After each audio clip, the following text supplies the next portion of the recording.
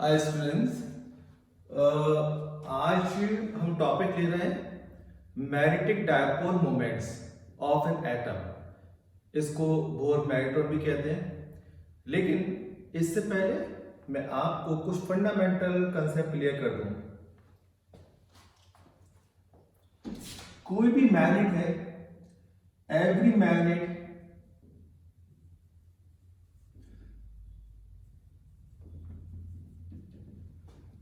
has some magnetic dipole moment.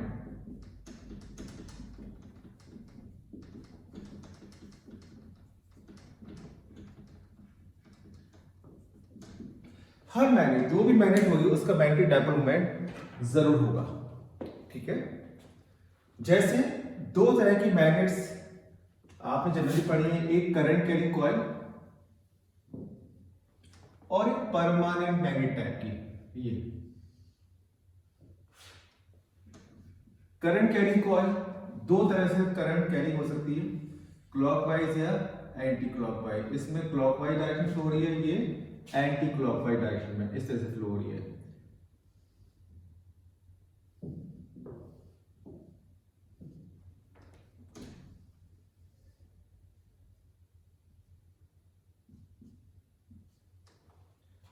North and south pole, बीच की distance है 2l और पोल स्ट्रेंथ m।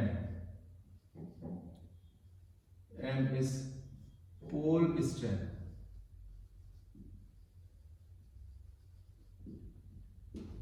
ठीक है। तो बेसिकली मैं कहना क्या चाहता हूं आपसे कि दुनिया में जब भी कोई मैग्नेट होगी तो उस मैग्नेट की स्ट्रेंथ मेजर करने के लिए कुछ तो नाम बनाया होगा उन्होंने, कुछ तो नेम होगा। वो है मैग्नेटिक डाइपोल मोमेंट। ठीक है।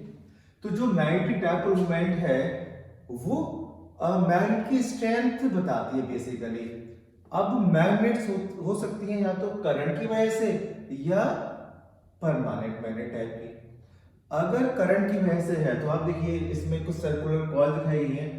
अगर current anti clockwise direction flow होती है तो वो नॉर्थ पोल की तरह बिहेव करता है, और अगर करंट क्लॉकवाइज डायरेक्शन फ्लो होती है तो वो साउथ पोल की तरह बिहेव करता है। अब आप अगर एक पर्टिकुलर कॉइल को देखेंगे तो अगर आपको ये फिंगर दिख रही है, आपको दिख रही होगी एंटी क्लॉकवाइज, मेरी तरफ से आगे देखेंगे तो क्लॉकवाइज, क्योंकि हम और आप मिरर इमेज में बैठे। तो कोई भी कॉइल है, कॉइल का एक साइड अगर साउथ पोल होगा तो दूसरी वाला साइड होगा नॉर्थ पोल।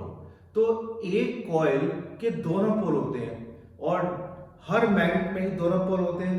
दो पोल मतलब dipole.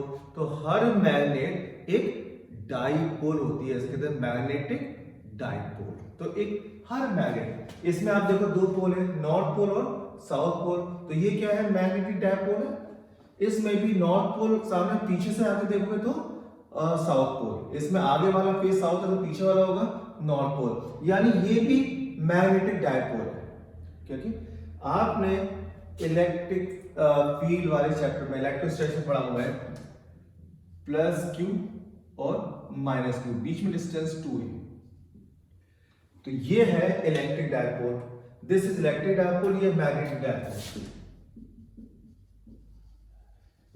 Magnetic dipole, this is electric dipole.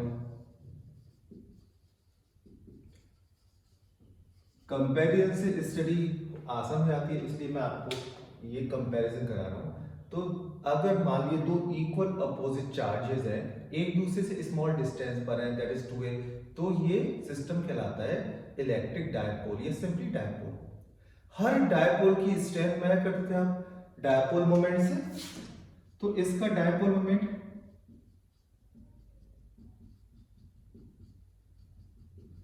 P से रिप्रेजेंट करते थे और दैट इज 2aq। डायरेक्शन क्या होती थी? डायरेक्शन -q से +q की तरफ। ये हिस्ट्री आप पढ़ चुके हैं। अब ये था इलेक्ट्रिक डाइपोल, क्योंकि +q एक डाइपोल, -q दूसरा डाइपोल। यहां पे नॉर्थ पोल एक डाइपोल, साउथ पोल दूसरा डाइपोल। तो ये मैग्नेटिक डाइपोल्स है। हर मैग्नेटिक डाइपोल का होगा एक डाइपोल मोमेंट। जैसे यहाँ पे इलेक्ट्रिक डायपोल का था एक डायपोल मोमेंट ऐसे मैग्नेटिक डायपोल का होगा एक डायपोल मोमेंट, उसको हम कैपिटल M से रिप्रेजेंट करेंगे। इसकी वैल्यू जो यहाँ पे थी 2AQ, यहाँ होती है 2LM। देखिए Q था चार्ज की स्ट्रेंथ क्या है, 2 कूलम, 1 कूलम, 0.5 माइक्रो जो भी है। तो जो भी Q है वो कहलाती है चार्ज का मैग्नीट्यूड या चार्ज की स्ट्रेंथ। ऐसे ही पोल है, पोल की स्ट्रेंथ को Q तो कह नहीं सकते, Q तो चार्ज के लिए यूज होता है। तो यहाँ पे इन पोल की स्ट्रेंथ क्या है, स्मॉल है। तो जहां भी फॉर्मूले में Q आए मैग्नेटिक फील्ड के फॉर्मूले में M रख देना। तो ये क्या हो गया, इनके बीच की डिस्टेंस 2L है, यहाँ पे 2A थी, यहाँ 2LM है। तो ये 2AQ, तो ये 2LM, ठीक है। और इसकी यूनिट होती है एम्पियर मीटर स्क्वायर, ठीक है। डायपोल मोमेंट की यूनिट होती है ampere into metre, metre into metre, metre square, ampere metre square. ये मैंने बात की आपसे जो परमानेंट टाइप की मैग्नेटिक डायपोल्स है। अब करंट वाले की तरफ चलते हैं। ये भी डायपोल, ये मैग्नेटिक डायपोल है क्योंकि नॉर्थ पोल और पीछे साउथ पोल। तो इनका जो डायपोल मोमेंट होगा यानी मैग्नेटिक डायपोल मोमेंट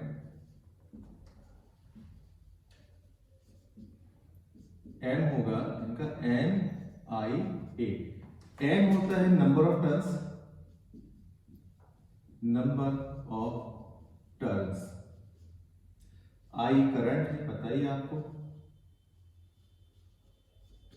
और A को capital low area, area of ball. तो पाई आर स्क्वायर, अगर सर्कुलर रेक्टेंगुलर का लेंथ ब्रेथ स्क्वायर शेप की तो H square, x one side, ठीक है। तो आपने एक पूरा की पूरा एक चार्ट तैयार किया, इसका फोकल पॉइंट है मैग्नेटिक डायपोल मोमेंट। और ये क्या होता है, ये बेसिकली जब भी दुनिया में कोई मैग्नेट होगी तो उसकी स्ट्रेंथ मेजर करने के लिए एक क्वांटिटी रख दी गई है, उसका नाम रख दिया गया है, उसका नाम है मैग्नेटिक डायपोल मोमेंट। तो इसमें सिमिलरिटी है इलेक्ट्रिक डायपोल मोमेंट की तरह से, तो मैंने इसको भी लिया है, रेफर किया है ताकि आपको याद करना थोड़ा सा आसान हो जाएगा, इजी बिकॉज लिंक कर पाओगे।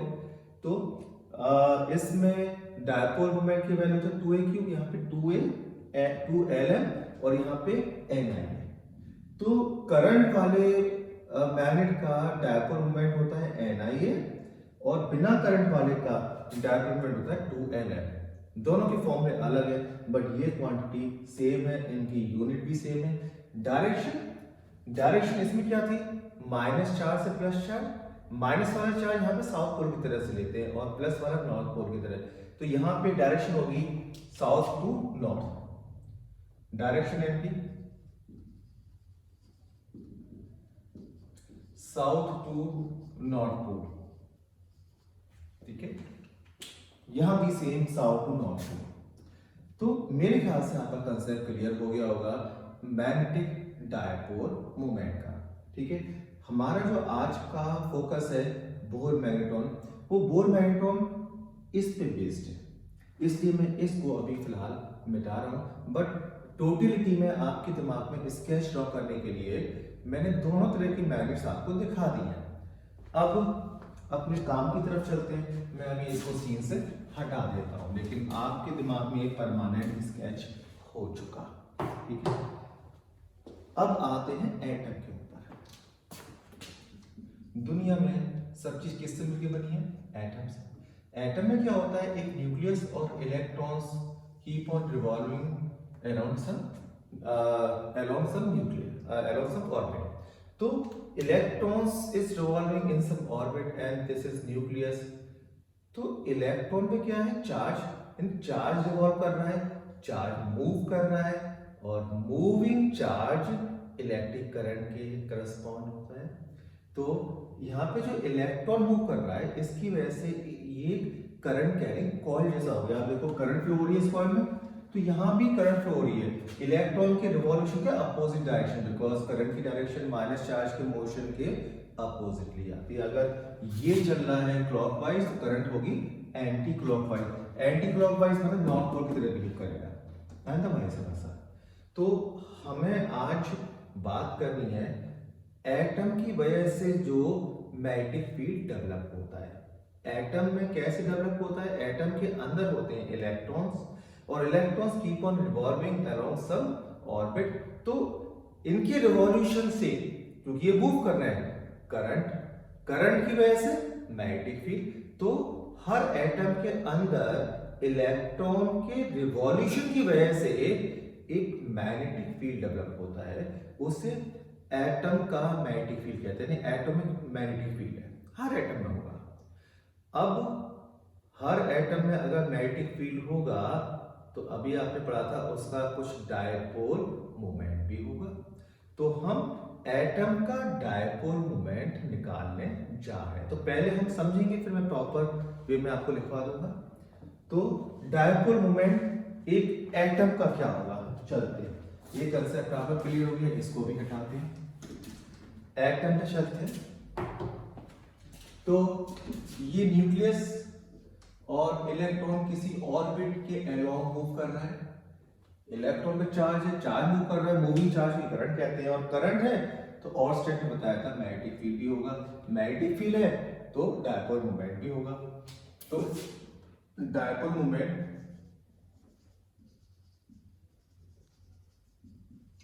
Of atom,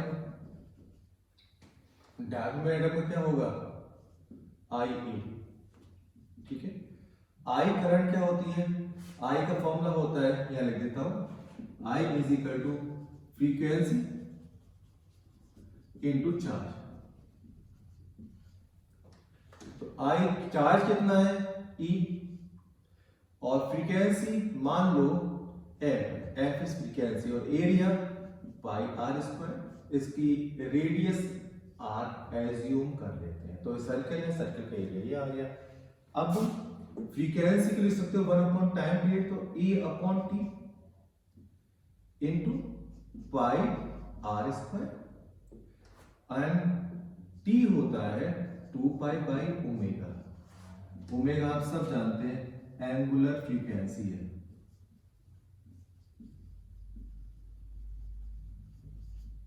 angular frequency T is 2 pi by omega, ये है एंगुलर फ्रीक्वेंसी। एंगुलर फ्रीक्वेंसी और फ्रीक्वेंसी में रिलेशन ओमेगा होता है 2 पाई एफ। ठीक है, तो यहां पे अगर आप एफ या टी लिखना चाहते हैं, टी की जगह हम ये भी लिख सकते हैं।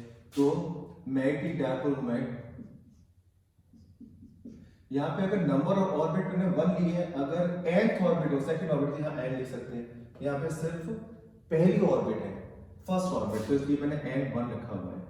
तो यहां पे m का फॉर्मूला हो गया E अपॉन टी की जगह 2 pi by omega into pi are square. एक पाई से पाई कैंसिल कर दी तो 1/2 ई ओमेगा आर स्क्वायर। ये m का आधा फॉर्मूला तैयार हो गया। हाफ क्यों कह रहा हूं? बिकॉज इसमें एक इंपॉर्टेंट कंसेप्ट है, electron can never revolve in each and every possible orbit. Electron कुछ खास ऑर्बिट में ही अपनी एग्जिस्टेंस शो करते हैं, और इन ऑर्बिट्स को कहते हैं स्टेबल ऑर्बिट। और स्टेबल ऑर्बिट का कंसेप्ट क्या होता है? स्टेबल ऑर्बिट कहते हैं जिसमें एंगुलर मोमेंटम यानी mvr, इलेक्ट्रॉन का angular momentum n h upon 2 पाई 4, h यहां पर प्लैंक कांस्टेंट है, प्लैंक कांस्टेंट ये है h। ठीक है, तो n है नंबर ऑफ ऑर्बिट, कौन सी ऑर्बिट है, v वेलोसिटी, m मास और r radius. v is equal to r omega, तो m r square omega is equal to m h upon 2 pi, और ओमेगा r स्क्वायर m को नीचे ले जाओ m h upon 2 pi m। यहां से value उठा के यहां डालनी है। क्यों डालनी है?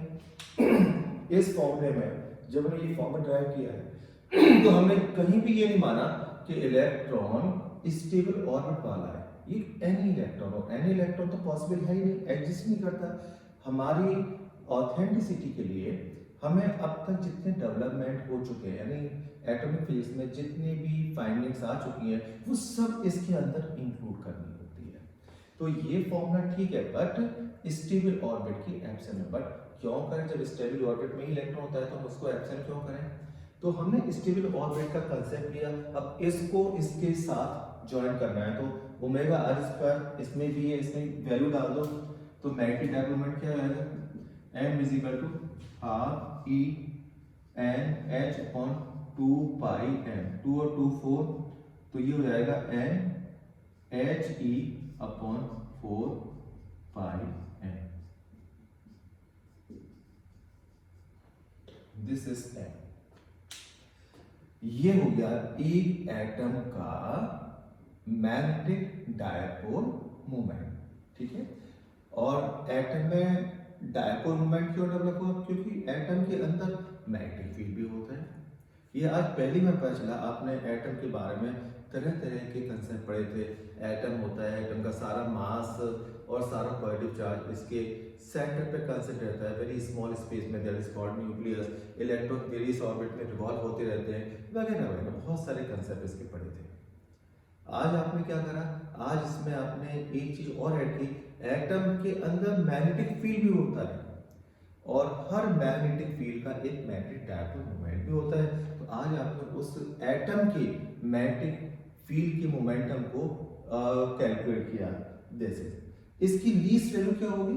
n1। तो n है नंबर ऑफ ऑर्बिट, जैसे हाइड्रोजन का सबसे छोटा एटम है, तो उसमें इलेक्ट्रॉन फर्स्ट ऑर्बिट में घूम रहा होगा, तो यहाँ पे n हो जाएगा 1, तो m की वैल्यू रहेगी m is equal to h e upon 4 pi m। इसमें सबकी वैल्यू डाल के कैलकुलेट करोगे तो आएगा 9.27 इंटू 10 की पावर -24 एम्पियर मीटर स्क्वायर।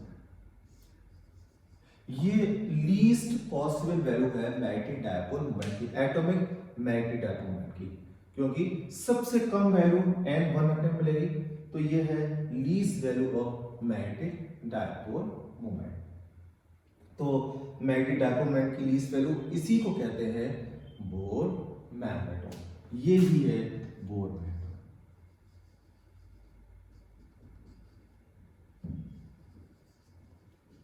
तो बोर मैग्नेट्रॉन जो आज के टॉपिक की हेडलाइन थी, बोर मैग्नेट्रॉन, ये था क्या? This is the least value of atomic dipole moment, atomic magnetic dipole moment की जो सबसे कम वैल्यू है। यानी कि इस वैल्यू को देखोगे तो इसके फ्रैक्शन नहीं हो सकते। तो दूसरे शब्द में कह सकते हैं कि किसी भी एटम का जो मैग्नेटिक डायपोल मोमेंट होगा वो इस वैल्यू का डबल होगा, ट्रिपल होगा, या n टाइम्स होगा, या इंटीजर मल्टीपल होगा। तो इसके फ्रैक्शन नहीं हो सकते, इसलिए एटम का मैग्नेटिक डायपोल मोमेंट क्या है? क्वांटिटाइज है। तो ये क्वांटाइज है, राइट? ये भी ध्यान रखना। अब इसको मैं प्रॉपर वे में आपको लिखवा देता हूँ, ठीक है? मैं एक बार रीड कर दूं। Every charge which is moving along some circular path can be considered as current carrying coil, and whenever there is current there will be some magnetic field according to Oersted। Oersted ने 1820 में disclose किया था। तो जहां भी current होगी वो magnetic field होगा। तो तीनों लिंक हो गए, चार्ज का रिवॉल्व होना, उसकी वजह से करंट का पैदा होना, और करंट की वजह से मैग्नेटिक फील्ड होना।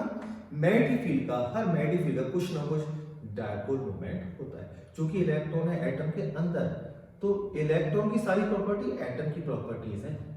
तो इलेक्ट्रॉन का डायपोल मतलब एटम का डायपोल मोमेंट, और वो है लीस्ट वैल्यू ऑफ एटम के मैग्नेटिक डायपोल मोमेंट की, उसे कहते हैं बोर मैग्नेट्रॉन, जो हमने कैलकुलेट किया।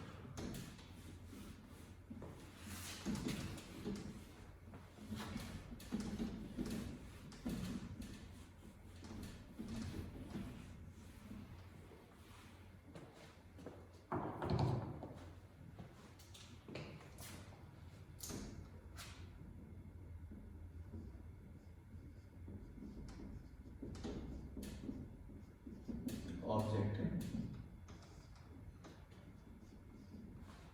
To find magnetic dipole moment of an atom.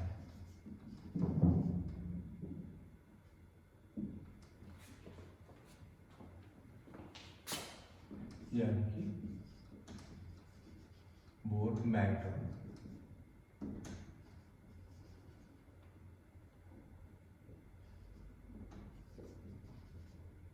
Bore magnetron में फाइंड करना है बेसिकली। गिवन क्या है इसके लिए? Let an electron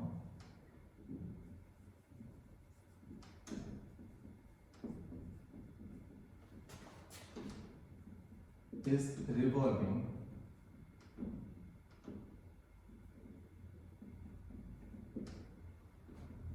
in first orbit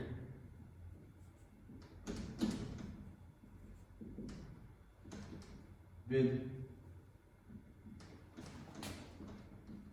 omega angular frequency, with angular frequency omega से रिवॉल्व कर रहा है।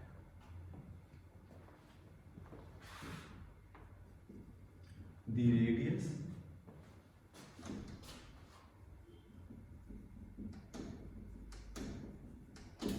orbit is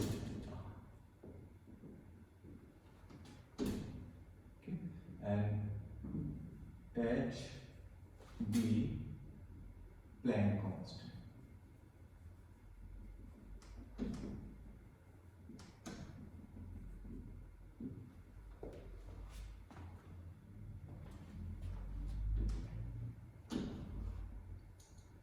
Sorry.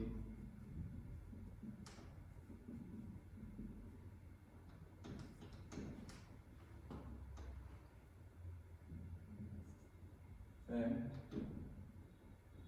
a revolving electron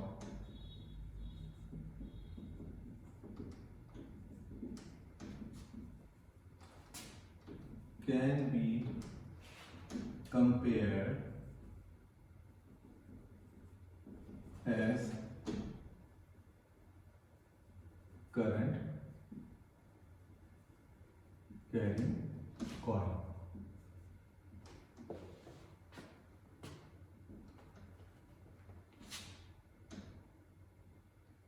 Which produces magnetic field.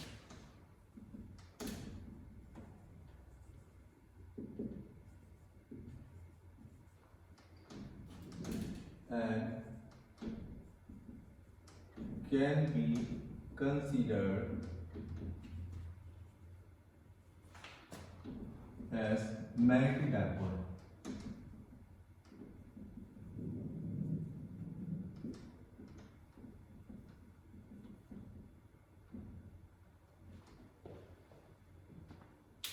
And can be considered as magnetic dipole.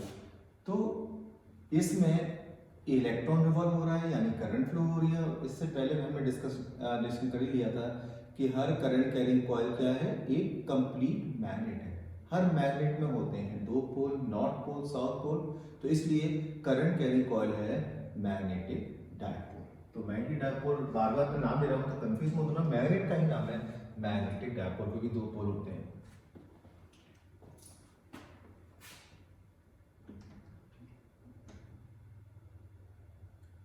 Its magnetic dipole moment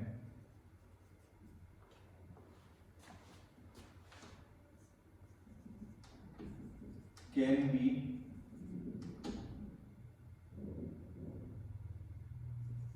given as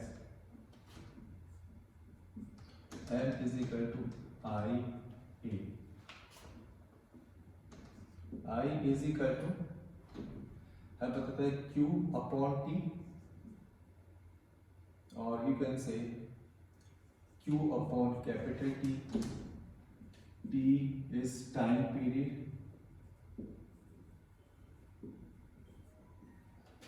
और 1 upon time period is frequency. तो I is equal to Q into frequency. Frequency omega है तो ये होगा omega upon 2 पाई। Omega होता है 2 pi into frequency. आई हो गया इतना, तो डायपोल मोमेंट m होता है I into A. This is I कितना है ओमेगा क्यू। चार्ज जो होता है इलेक्ट्रॉन का क्यू जो चार्ज होता है वो E से नोट करते हैं, तो ओमेगा I की वैल्यू हो गई ओमेगा E अपॉन 2 पाई और एरिया पाई आर स्क्वायर।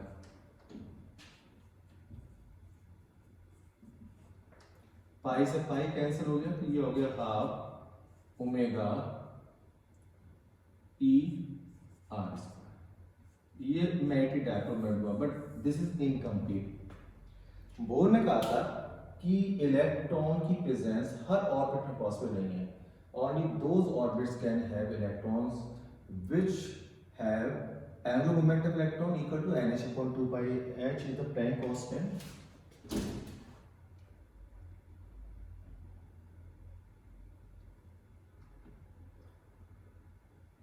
अब ये था definition.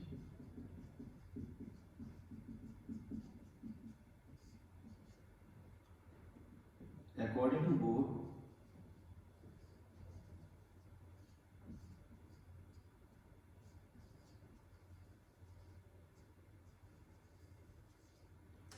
only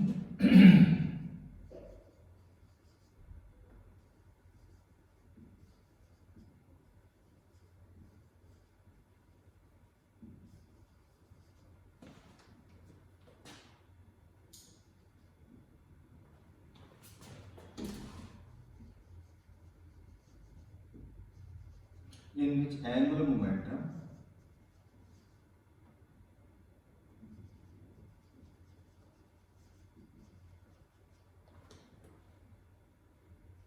of electron is equal to nh upon 2 pi h Planck constant।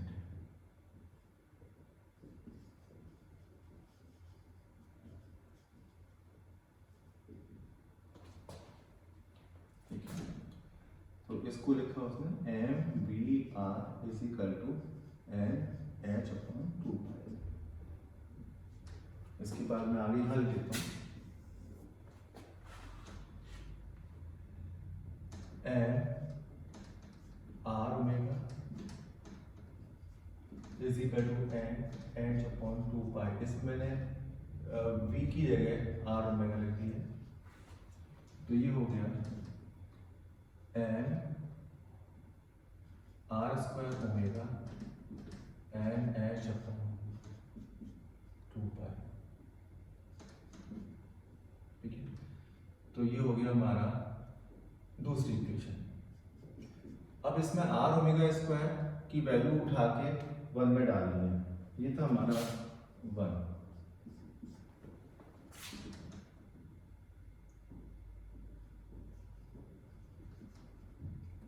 Put value of r square omega from 2 to 1, तो ये हो जाएगा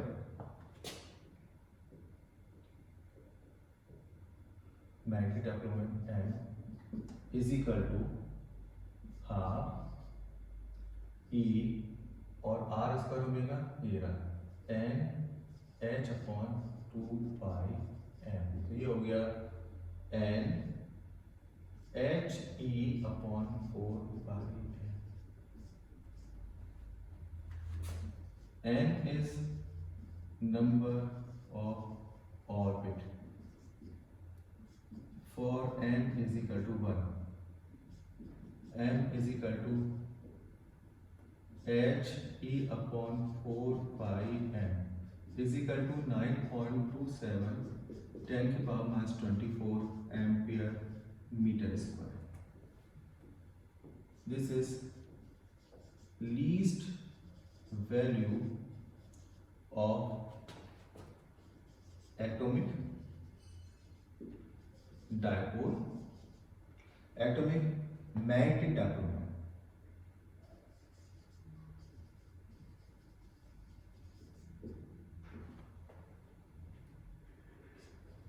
called Bohr magneton.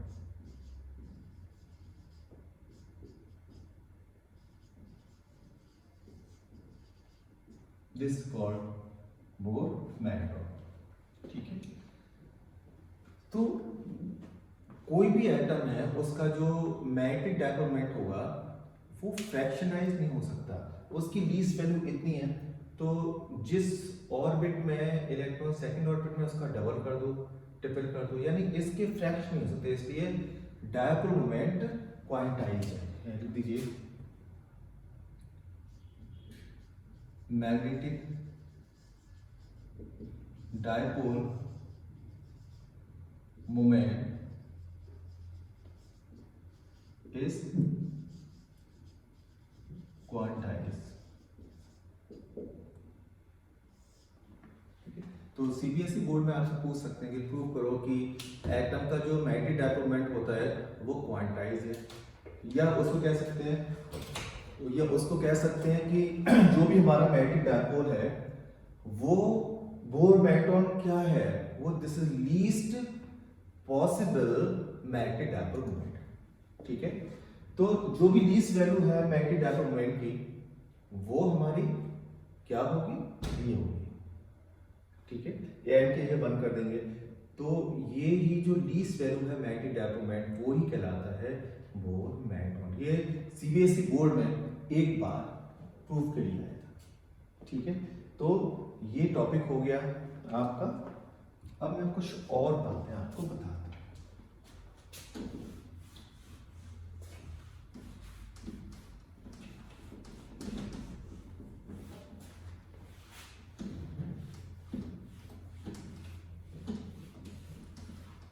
इसके बाद आपको मैं एक बड़ा इंपॉर्टेंट चार्ट सिखा रहा हूं, और इस चार्ट का इफेक्ट देखना कि ये चैप्टर जो मैग्नेटिज्म नाम का चैप्टर है स्टडी करना कितना इजी रहता है। ठीक है, इसमें आपको करना क्या है, आपने इलेक्ट्रोस्टैटिक्स पढ़ लिया है,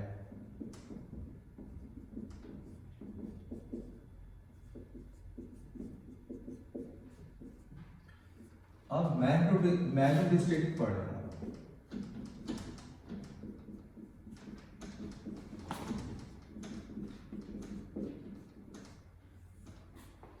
इलेक्ट्रोस्टैटिक्स में जहां भी चार्ज है, जिन फॉर्मूले में चार्ज है Q, तो Q की जगह इधर के फॉर्मूले में M लिखना है। M is a dipole strength.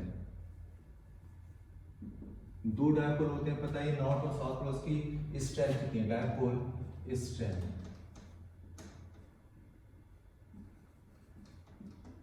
Unit होती है इसकी ऐसा यूनिट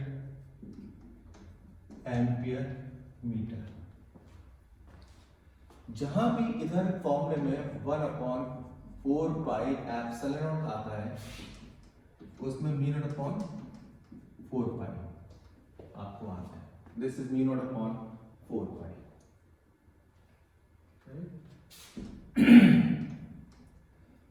इसके अलावा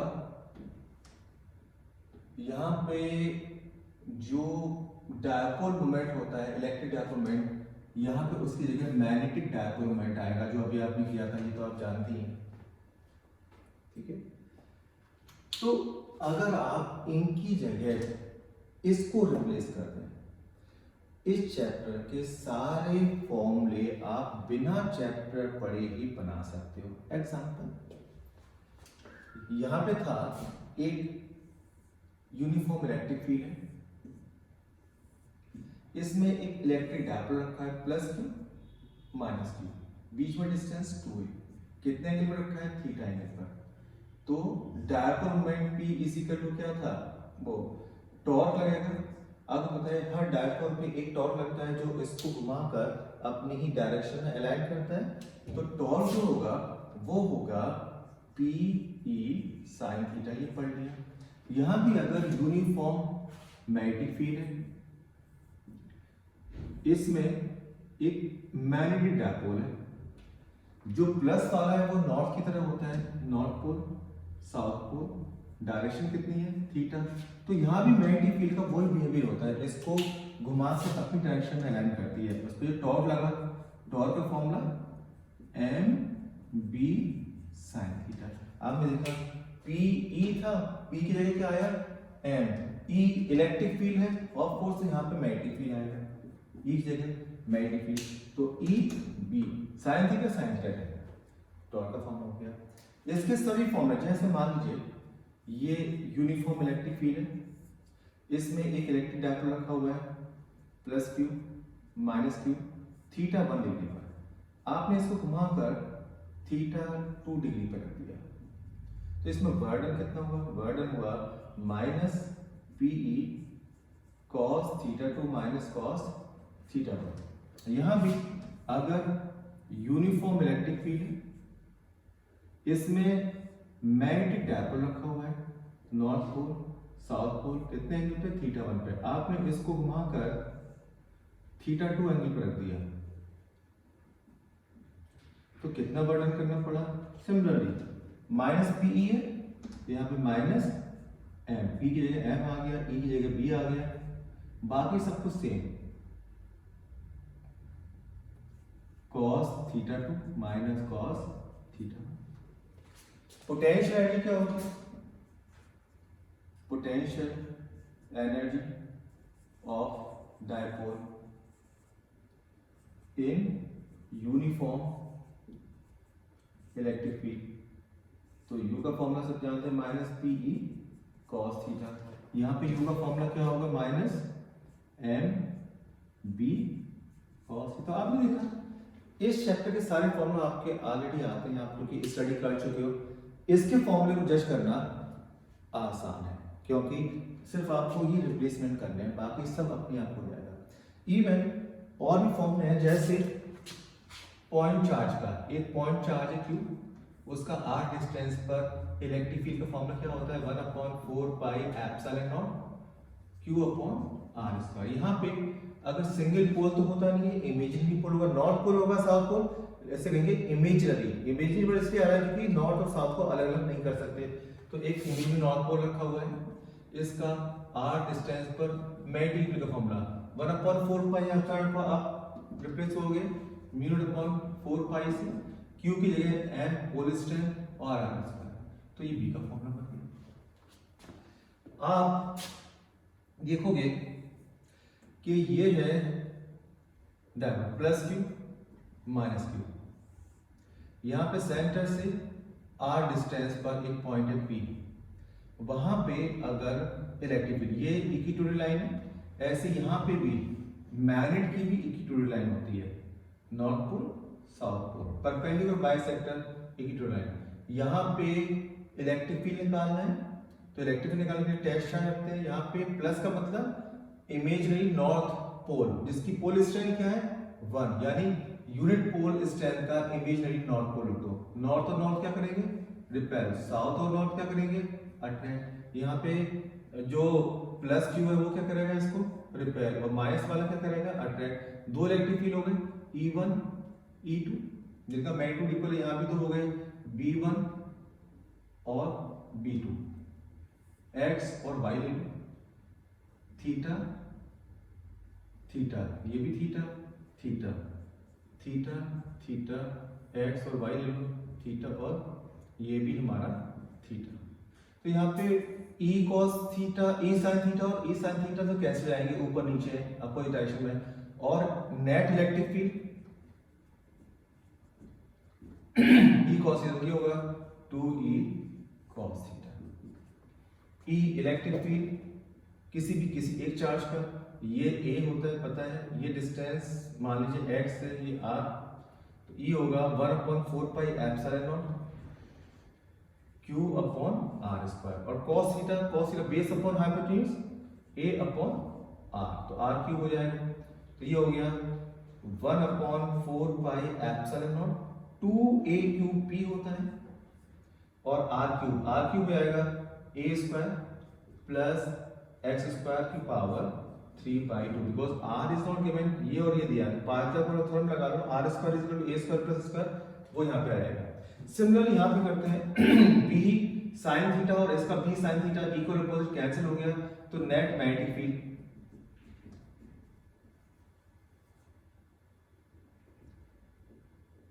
यहाँ आपको दिखाई देगा, magnetic field is equal to 2b cos theta, 2b, b का एक फॉर्मूला आपको लिखना है, हमने एक फॉर्मूला का ये रहा, mu upon 4 pi m upon r square cos theta base upon hypotenuse, ये डिस्टेंस इसकी 2l होती है, यहाँ पे 2a 2l बाकी से हम ले लो x r, तो cos थीटा हो गया base upon hypotenuse l upon r, 2ml होता है मैग्नेटिक डायपोल में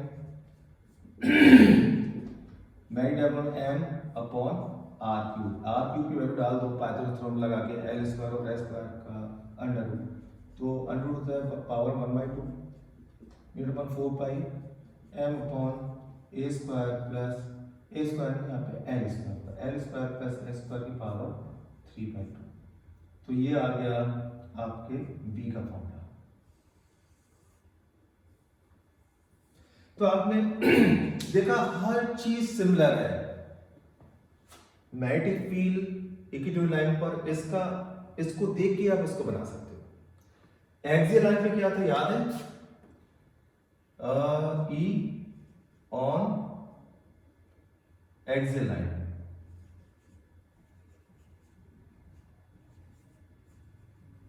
एक्सियल लाइन पे E क्या था, एक्सियल लाइन पे E का फॉर्मूला होता है 1/4 pi epsilon not 2px upon x square minus a square का होल स्क्वायर। इसको देख के आप फॉर्मूला लगा सकते हो b का, यहां लिख देता हूं, हाँ स्पेस कम है, b म्यू नॉट अपॉन 4 पाई, इसकी जगह म्यू नॉट अपॉन 4 पाई 2px 2mx upon x square minus L square का होल स्क्वायर। सेम चीज यहाँ पे ये मान लो एक मैग्नेट है, साउथ पोल नॉर्थ पोल, इसी की लाइन को कहते हैं एक्सियल लाइन, तो यहाँ पे सेंटर से यहाँ से एक डिस्टेंस पर एक पॉइंट दिया हुआ है, इसमें साउथ और नॉर्थ पोल की डिस्टेंस 2l मानते हैं, l और l, यहाँ से एक पॉइंट है p पर मैग्नेटिक फील्ड कितना होगा, तो बिल्कुल इलेक्ट्रिक फील्ड जैसे ही फॉर्मूला है। और जो रिलेशन यहाँ थे, यहाँ पे एक्सियल लाइन पर इलेक्ट्रिक फील्ड, एक्सियल लाइन पर जो इलेक्ट्रिक फील्ड होता है वो इक्विटोरियल लाइन के इलेक्ट्रिक फील्ड का डबल होता है, यहाँ भी एक्सियल लाइन पे जो मैग्नेटिक फील्ड होता है वो एक्सियल लाइन पे सेम डिस्टेंस के इक्विटोरियल लाइन के डबल होता है। तो जो रिलेशन आपके इलेक्ट्रिक फील्ड में पड़े थे वो यहाँ भी कायम है। किसकी जगह क्या रिप्लेस करना है ये आपको पता चल गया। अब आपको असाइनमेंट मिलेगा और उसको देख के आप एक बार खुद से प्रैक्टिस कर लेना। तो मेरे ख्याल से ये वाला पोर्शन सफिशिएंट है, ठीक है, ये हो गया। That's all. इसके बाद हम अर्थ मैग्नेटिज्म स्टार्ट करेंगे, ठीक है। तो मैं ब्रीफ कर दूं आज हमने क्या क्या सीखा। वीडियो खत्म करने से पहले आज हमने very important concept of magnetic dipole moment का सीखा। दुनिया में जितनी भी मैग्नेट्स हैं हर मैग्नेट का कुछ ना कुछ डायपोल मोमेंट है जो ये बताता है कि मैग्नेट कितनी स्ट्रॉन्ग है। अगर डायपोल मोमेंट है ज़्यादा तो मतलब मैग्नेट ज़्यादा पावरफुल है, कम है तो वीक है। ये एक वेक्टर क्वांटिटी है जिसकी डायरेक्शन होती है साउथ टू नॉर्थ। हमने दो तरह की मैग्नेट के बारे में देखा, एक परमानेंट टाइप की और एक करंट कैरिंग कॉइल की वजह से, करंट की वजह से मैग्नेट जो बनी थी। दोनों के डायपोल मोमेंट का फॉर्मूला भी देखा। तो हमने देखा कि जो करंट कैरिंग कॉइल है वो एक्चुअली नॉर्थ साउथ पोल वाली डायपोल मैग्नेट है। अब यहां से हमने लिंक किया एटम को। एटम के अंदर इलेक्ट्रॉन्स होते हैं, इलेक्ट्रॉन्स घूमते रहते हैं न्यूक्लियस से चारों तरफ और इलेक्ट्रॉन पर चार्ज होता है। तो रिवॉल्विंग चार्ज मींस करंट और हर करंट का मैग्नेटिक फील्ड होता है। तो हर एटम का अपना मैग्नेटिक डायपोल मोमेंट होता है। हमने इसी को निकाला और इसको मैं एक कंसेप्ट और लगाया बिकॉज जितनी भी फाइंडिंग्स इस फॉर्मूले तक हो चुकी थी, हमें हर फाइंडिंग्स को इस फॉर्मूले के साथ सिंक्रोनाइज करना था, मैच करना था, इंक्लूड करना था, हमने कर दिया। तो बोर ने बताया था कि not every orbit is possible, only certain stable orbits are possible. Stable orbits are those orbits in which angular momentum of revolving electron is n times your integer multiple of h upon 2 pi where h is the Planck constant। इस concept को हम लगा के एक final magnetic dipole moment निकाला atom का। उसकी least value यानी मैग्नेटिक डायपोल मोमेंट की जो लीस्ट वैल्यू होती है दैट इज 9.27 into 10 की पावर -24 एम्पियर मीटर स्क्वायर। इस लीस्ट वैल्यू को ही कहते हैं बोर मैग्नेटॉन और ये क्वांटिटाइज होना है बिकॉज मैग्नेटिक डायपोल मोमेंट जो होता है एटम का वो फ्रैक्शनाइज हो सकता है। फिर उसके बाद हमने एक बड़ा ही इंटरेस्टिंग फैक्ट देखा, सिमिलरिटीज देखी जो हमारे इलेक्ट्रोस्टैट्स में और मैग्नेटोस्टैटिक्स में, इसमें क्या सी कांटी किस पे रिप्लेस करने के इनके फॉर्मूले चैप्टर के आराम से मिल जाते हैं। हमने इतने सारे देखे, इवन ईच एंड एवरी जो फॉर्मूले इसके वो इस चैप्टर के भी फॉर्मूले हैं। ये फॉर्मूले आए भी हैं इसमें एक मुझे कंसेप्ट याद आ रहा है वो मैं आपके साथ चलते हुए डिस्कस करना चाहता हूँ। इसको थोड़ी सी स्पेस बना लेता हूँ।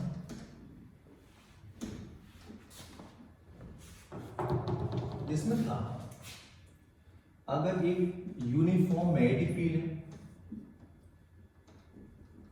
यूनिफॉर्म मैग्नेटिक फील्ड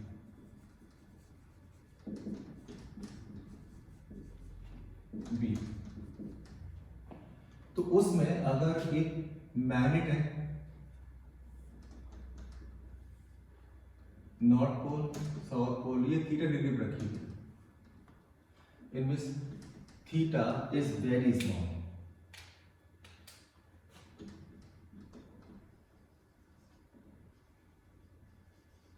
यानी कि अगर एक मैग्नेट रखी हुई है मैग्नेटिक फील्ड में तो स्टेबल होगी और इक्विलिब्रियम में होगी, लेकिन जैसे उसको थीटा डिग्री पे डिस्प्लेस करते हैं तो मैग्नेटिक फील्ड इस पे टॉर्क लगाता है, अलाइन करता है। जब अलाइन हो जाती है net torque zero because of inertia थोड़ी सी आगे निकलती है, फिर इस पे टॉर्क लगाता है मैग्नेटिक फील्ड, इसको फिर से अलाइन करता है, टॉर्क जीरो पर ड्यू टू इनर्शिया फिर आगे निकल जाता है, ये ऑसिलेट करने लगती है।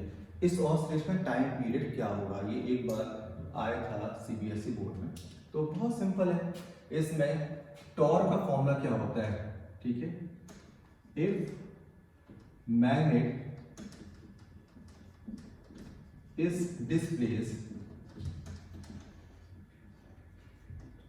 through a small angle theta, torque होता है ये रेस्टिंग टॉर्क इसलिए minus M B sine theta, क्योंकि जिस जगह हमने घुमाया था टॉर्क हमेशा उसके अपोजिट होगा।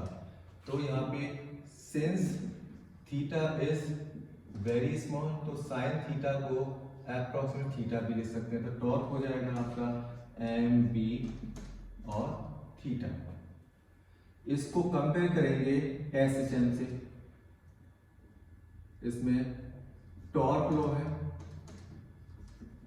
Torque law of simple harmonic motion. Ideal जो फॉर्मूला है वो क्या होता है, torque is equal to minus omega square और थीटा।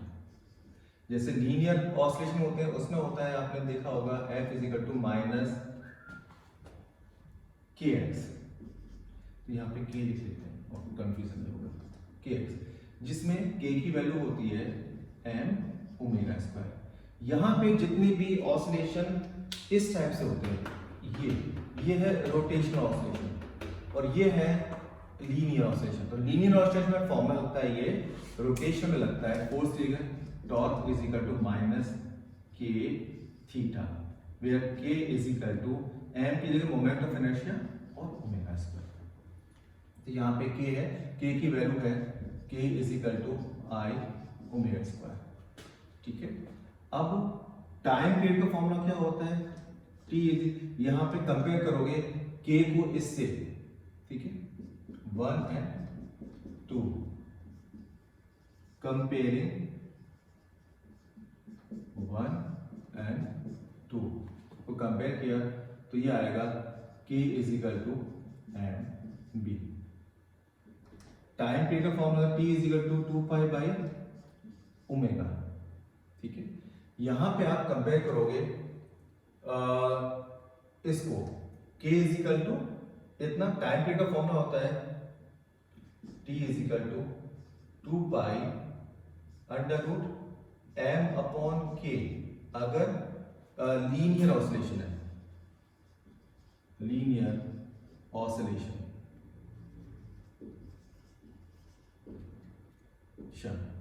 और angular oscillation T is equal to 2 pi under root I upon के। जब इस टाइप से होते हैं तो एम की जगह आई आता है, के की वैल्यू एम भी है तो यहां पर रख सकते हैं आप T is equal to 2 pi under root I upon K की वैल्यू क्या है एम बी। ये फॉर्मूला तैयार हो गया। ठीक है, आपको एनसीईआरटी में कैसे लिखा है मैं आपको एनसीईआरटी का भी दिखा देता हूं। ठीक है, एनसीईआरटी फॉर्मूला आंसर ये आएगा। एनसीईआरटी ने क्या करा है, टॉर्क निकाला है ये, और टॉर्क होता है I alpha. I alpha is equal to minus k upon theta. Alpha is equal to minus k upon I यहां से नीचे पहुंच गया, मोमेंट ऑफ इनर्शिया थीटा। अब स्टैंडर्ड फॉर्म होती है, standard form alpha is equal to minus omega square theta.